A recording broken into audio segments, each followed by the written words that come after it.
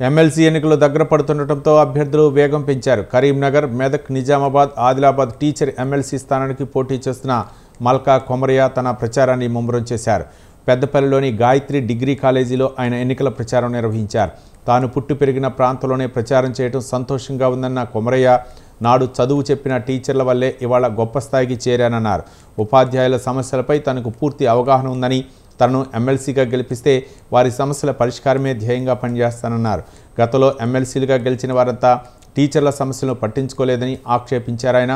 టీచర్లకు ఎళ్లవేళలా అందుబాటులో ఉంటూ వారి సమస్యలపై పోరాడతానని హామీ ఇచ్చారు మల్కా కొమరయ్య.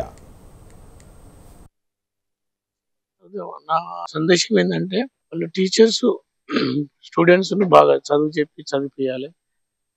అయితే ప్రాబ్లం ఏమైందంటే, టీచర్స్ ప్రాబ్లంలో ఉన్నారు. వాళ్ళు మెంటల్ గా ఫ్రీ లేరు. సమస్యలు ఉన్నాయి, ఆ సమస్యలు మనం తీర్చాలి. ప్రతి government responsibility to solve all the teachers problems. Teacher problem లో గవర్నమెంట్ టీచర్స్ కొన్ని ప్రాబ్లమ్స్ ఉన్నాయి, మోడల్ స్కూల్స్ డిఫరెంట్ ప్రాబ్లమ్స్ ఉన్నాయి, కస్తూర్బాకు సెపరేట్ ప్రాబ్లం, తర్వాత SC ST BC social welfare స్కూళ్ళకు డిఫరెంట్ ప్రాబ్లమ్స్ ఉన్నాయి. అంటే లాస్ట్ 30 years లో ఈ డిఫరెంట్ గవర్నమెంట్స్ ఈ ఎడ్యుకేషన్ డిపార్ట్మెంట్ ను, ఎడ్యుకేషన్ అలొకేషన్ ఫండ్స్ తగ్గించి ఈ ప్రాబ్లమ్స్ తీసుకురావడం అయింది.